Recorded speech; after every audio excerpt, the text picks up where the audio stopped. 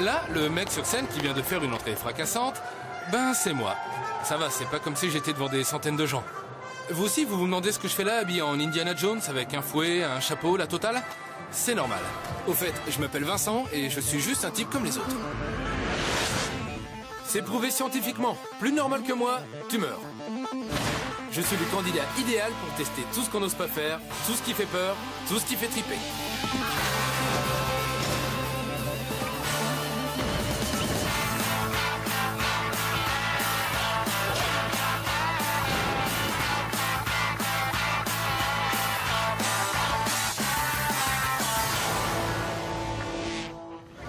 Ben, en gros, je suis un mec comme les autres, quoi. Sauf qu'aujourd'hui, les autres, c'est eux. Et tout ce que je sais, c'est que j'ai rendez-vous avec un certain Zéro.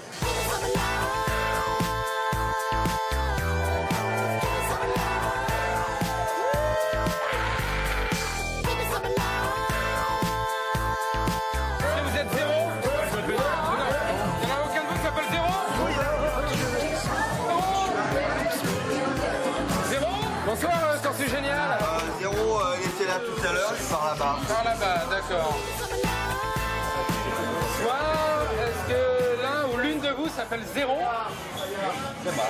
C'est toi? Salut. Salut Vincent. Zéro, c'est ton vrai nom? Non, moi c'est Captain Cosplay. Cosplay. Oui. On est où là? Parce que je sais pas du tout. On est dans une soirée cosplay. Cosplay. Et c'est quoi le cosplay? Tu sais pas du tout ce que c'est? Non. Bah bien, je vais t'expliquer. Je veux bien. Le cosplay. Jamais entendu parler de ça, moi. Et apparemment, je ne suis pas le seul. C'est quoi donc le cosplay? Cosplay, non, ça me dit rien le cosplay, non, non. C'est quand même un déguisement. À la base, c'est ça. Mais un déguisement tout ça à l'extrême, quoi. Et le Superman, Spider-Man, Man, tout ça. Moi, il faudrait un temps de réflexion parce que je... Ils ont refusé de grandir, Voilà. Il y a des choses pires dans la vie que de se déguiser, non? Je sais pas. C'est une passion, on va dire, mais c'est à court terme. C'est un peu la mode de maintenant. Zéro, alias Captain Cosplay, alias Benjamin. Des années de cosplay, une dizaine de personnages à son actif, enfin une référence quoi. Alors Captain Cosplay, mon Captain, est-ce que tu peux nous parler un peu du cosplay? Parce que je connais pas du tout, moi. Alors le cosplay c'est très simple, c'est la contraction de costume et playing. C'est le but de jouer un personnage dans un costume. Alors la différence par rapport à un carnaval, c'est que là tu te dois de construire dans la plus grande partie ton costume et incarner ainsi le personnage dans des conventions et des animations. Et c'est quoi comme personnage? Parce que je connais pas non Alors plus. celui-là c'est Zéro de Code Geass. C'est un personnage qui on va dire a deux identités. Dans la vie de tous les jours, c'est un lycéen et à d'autres moments, en fait, c'est un terroriste qui veut renverser un empire tyrannique. Le cosplay, ça touche que au manga ou ça touche à d'autres univers? Ça concerne aussi bien les mangas, les films, les séries télé et même les vieux dessins animés qu'on a connus autrefois sont entrés dans notre mémoire. Mais est-ce qu'il y a de différents mouvements dans le cosplay? Est-ce qu'il y a différentes façons de faire son costume ou je sais pas? Alors oui, il y a ce qu'on appelle le cosplayer placard. C'est une personne qui n'a pas forcément peut-être des moyens financiers énormes et qui va chercher dans son placard des affaires et autres dans sa famille ou de chez ses amis qui vont lui permettre de faire un costume. Comme par exemple si tu as, je sais pas, une belle veste et tout et que tu as une barbe de 3 jours et tout et que tu trouves une canne, tu peux faire Dr House. Ça c'est ce qu'on appelle le costume placard. Tu essayes de ressembler au personnage avec ce que tu as. Après tu as le look-alike. Le look-alike, on va dire tu as un physique qui te permet de te rapprocher au maximum d'un personnage. Tu refais son costume. Par exemple, si tu as la tête pour faire Johnny Depp, tu mets une perruque, tu trouves les vêtements que lui va essayer de porter tous les jours, et hop, tu fais le look-alike. Et là, tu rentres pas dans un personnage qu'aurait fait Johnny Depp, quoi? Ah non, pas forcément. C'est l'apparence elle-même aussi qui compte. D'accord, ok. Et enfin, la troisième partie, tu as ce qu'on appelle le cosplay, où tu construis ton costume. D'accord, donc ça, le costume, tu l'as fait de A à Z? Le costume, il a dû être fait de A à Z, en se servant d'un patron, en trouvant les bons éléments, les tissus, les bonnes couleurs. Et à partir de là, tu assembles le tout. Pour celui-là, tu as eu combien de temps de travail? 1 mois et demi. D'accord. Moi, j'aime beaucoup toucher l'univers des films. Par exemple, j'ai fait Jack Sparrow dans plusieurs de ses versions, Pirates des Caraïbes. Dernièrement, j'ai fait le Chapelier Fou de Alice au Pays des Merveilles de Tim Burton. J'ai fait Is No Good, j'ai fait L'Homme Mystère, j'ai fait L'Épouvantail. Dès qu'il y a un personnage qui me plaît, je vois un petit peu les éléments qu'il faut, je fais des recherches à droite à gauche et je me lance. Mais donc, quand tu es sur scène, tu es en plein stress, j'imagine, parce que je sais pas, il y a combien de personnes en général qui suivent ça? Ah bah si tu vas à une petite convention, tu peux être devant une centaine de personnes, comme là bientôt la Japan Expo. expo, tu peux être devant 2000 personnes. 2000 personnes. C'est sûr qu'il faut une petite dose de courage. Ouais. Bon, ce que je te propose, c'est je t'invite à cette convention. On a une semaine devant nous.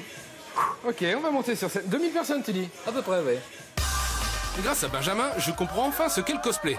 Par contre, je sais pas bien ce qui les motive, tous ces gens, et comment ils gèrent, je veux dire, au quotidien. Je présente Vincent. Salut Vincent. Salut Laura. Donc c'est toi l'organisatrice de la soirée. Tout à fait. D'accord. Ça t'embête de m'en parler un peu plus? Non, pas du tout. C'est quoi ton personnage? Alors c'est Erza de Fairy Tail, un manga qui est assez récent, qui parle de guides, de magiciens. Et qu'est-ce que ça t'a apporté du coup de te lancer là-dedans? Ça m'a permis de développer un peu plus mon âme d'enfant, parce que c'est un peu ça, hein, les conventions qui sont organisées. Et puis c'est un plaisir de sortir de la vie de tous les jours et puis d'entrer dans la peau d'un personnage dans lequel on se retrouve. Et c'est une expérience. Ouais. Donc ce soir, tu organises une soirée, t'en as déjà fait des soirées comme ça? Non, c'est la toute première fois. Je me suis rendu compte qu'il y avait énormément d'équipes de cosplayers et il y avait énormément de concurrence et de friction entre eux. Et j'avais envie de les réunir, j'avais envie de leur montrer qu'il n'y a pas que ça, il n'y a pas que les compétitions. Et puis montrer que les cosplayers, c'est pas forcément des geeks. C'est des gens qui ont une vie sociale, une famille, des amis. Et, voilà quoi, c'est une passion comme une autre. Est-ce qu'il y a une condition d'admission à ces soirées? Alors oui, si tu veux rester ici avec nous ce soir, il va falloir que toi aussi, tu sois en cosplay. Ah mais moi j'ai rien. C'est pour ça qu'on a pensé à toi. Ça te dit quelque chose, Freddy? On a le pull. C'est bien parce qu'il fait pas chaud du tout. On a les griffes. Ah yes. C'est bien, il doit faire 45 degrés. Je vais te dire, la première fois que j'ai mis mon cosplay, j'étais complètement pétrifiée.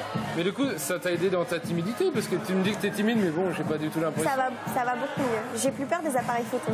Non mais c'est marrant parce que dès qu'en fait... Enfin tu vois là, j'ai juste enfilé un pull et... Tu te sens tout de suite... Mais oui, tu te sens dans le perso déjà. Il y a forcément les images qui te Ce reviennent. qui est marrant, c'est que quand tu commences à faire ça, quand tu tout de suite enfiles les vêtements, t'as une sensation bizarre, t'as l'impression que, waouh, qu'est-ce qui se passe? Je suis plus moi. C'est terminé, Vincent. Et Freddy, bon, ça me rassure pas des Freddy masses. maintenant. Oui, tu peux t'inquiéter. Ouais. Ça va être un cauchemar. On y prend vite goût à ces petites soirées cosplay. Allez, qui fait la chorégraphie là? 1, 2... Ici Kakashi Sensei. Je suis la femme cachée de Dracula. Moi, Killer Bee, le meilleur ninja de Kumo. Je fais Conan de Nagatsuki dans le manga Naruto. Foire 8ème du manga Jackal, engagé par l'église pour libérer la ville. Tachi de Naruto en version Ambu et en même temps un crossplay avec Angel Earth qui est un monde sur les vampires. Je suis le père de Shikamaru. La particularité de notre famille, c'est de contrôler les ombres. Je suis Freddy dans la vie de tous les jours. Pas besoin de faire peur ou de faire quoi que ce soit, je suis naturel. Ah, regardez la gueule! Vous allez tous vous tuer! Vous allez mourir! Bien sympa le Freddy, mais non, c'est pas vraiment moi ça. Casimir. Casimir, c'est sympa.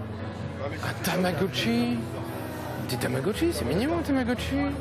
Olive et Tom. Je fais les deux en même temps. Olive et Tom. Moi, je fais Olive et je prends un faux Tom. Tom. Pas bête, ça. Olive et Tom. Non, ou alors Ciné. Ciné, non. Vador. Faut se rendre à l'évidence, pour trouver un costume, une vraie recherche s'impose. Je décide de faire le tour des magasins de manga. Des magasins, quoi. Un peu compliqué quand même. On va trouver plus simple.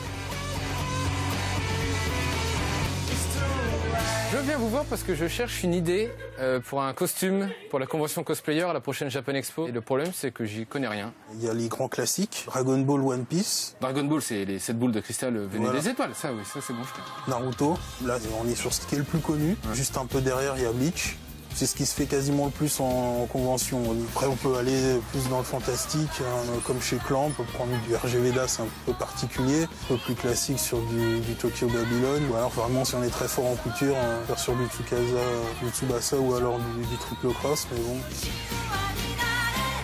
c'est vraiment à l'instinct. Il y en a tellement aussi des mangas. Malheureusement, oui, il y a une époque, en 95, il y en avait une dizaine qui sortaient par mois. Maintenant, on est à plus de 130 par mois. Je me suis pris une grosse claque là, parce que j'ai quand même rien compris. Hein. Je vieillis, mon Dieu. À ce stade, il me faut vous en dire un peu plus sur le cosplay.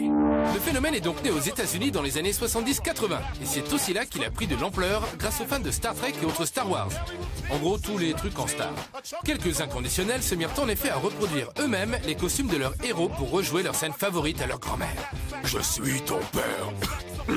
Pas très plausible en effet, mais impressionnant. En fait, il faut remonter en 1939 jusqu'à un certain Forrest J. Ackerman pour trouver les traces du pionnier des cosplayers. Cet Américain surnommé Mr. Science Fiction pour sa connaissance encyclopédique et obsessionnelle du genre débarque en effet à la fameuse convention SF Worldcon dans un costume d'homme du futur crachant des étincelles. Sensation et émulation immédiate, tu m'étonnes. En Europe et aux États-Unis, l'accent est surtout mis sur le costume. Il faut impérativement les fabriquer soi-même, ainsi que les accessoires qui l'accompagnent, bien sûr. Acheter ou recycler n'est pas bien vu. On ne fait pas un après-midi déguisé pour les 7 ans du petit dernier. Zoro, tu dégages! Mais c'est surtout au Japon, où le cosplay a littéralement explosé ces 25 dernières années, que la ressemblance avec le héros interprété est poussée à son extrême. C'est le courant ultra réaliste du cosplay. Taille, cheveux, traits du visage, tout doit ressembler au personnage initial. Un vrai clone, quoi. Michael Douglas dans Le Diamant du Nil, Tom Cruise dans Top Gun. Yes. Ça, Indiana Jones, c'est le temple maudit, mec. Ouais. Je vais prendre ce chef-d'œuvre du 7e art, s'il vous plaît. Suivez-moi, je connais le chemin. La quête du costume parfait peut commencer. L'enjeu est simple, coller au plus près du personnage. Dans mon cas, Indiana Jones, c'est le temple maudit. Commençons par dessiner le patron. Heureusement que niveau dessin, j'assure grave parce que tous les détails comptent. Avec la veste qui veut bien, la besace. Et maintenant, après-midi shopping. Pour les vêtements, 2 solutions. Les fabriquer de A à Z ou customiser des vêtements existants. Ouais, on va prendre la deuxième solution. Ensuite, les accessoires, un élément déterminant du cosplay. Bonjour madame. Je viens vous voir parce que j'ai besoin d'un couteau, d'un chapeau et d'un pistolet. Bah, le plus simple, hein, c'est de chercher. Hein. C'est pas idiot. Ici, c'est un peu la caverne d'Ali Baba. Bon. Qu'est-ce que c'est? J'ai déjà trouvé un couteau! Allez, on continue. Wow! Un fouet, ça j'avais même pas pensé. Un chapeau.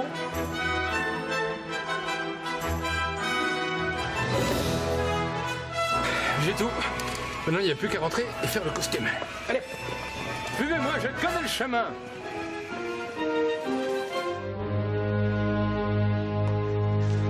C'est un truc de dingue de faire son propre costume de cosplayer. Faut penser à tout, de la tête aux pieds et avec tous les accessoires. Ce qu'on va faire, c'est qu'on va essayer de se rapprocher au maximum du look d'Indiana Jones. Alors, si on regarde dans le temple maudit, il lui manque une manche à droite. Donc, ce qu'on va faire, c'est qu'on va arracher la manche droite, déjà, de la chemise. L'arracher en tirant comme ça. Oh la vache! On va faire ça avec des ciseaux. Ce sera beaucoup plus propre.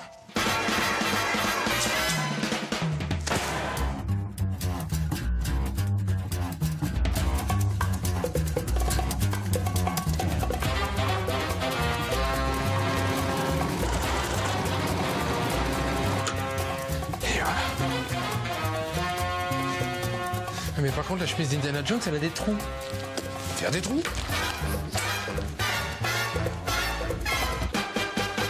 Sur la photo, on voit qu'Indiana Jones, le pauvre, a dû se faire mal à la main.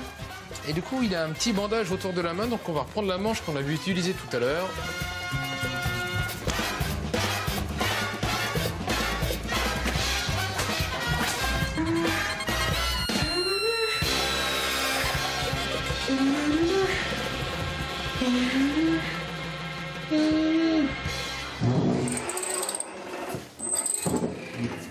Bon, aujourd'hui, c'est le jour de la Japan Expo.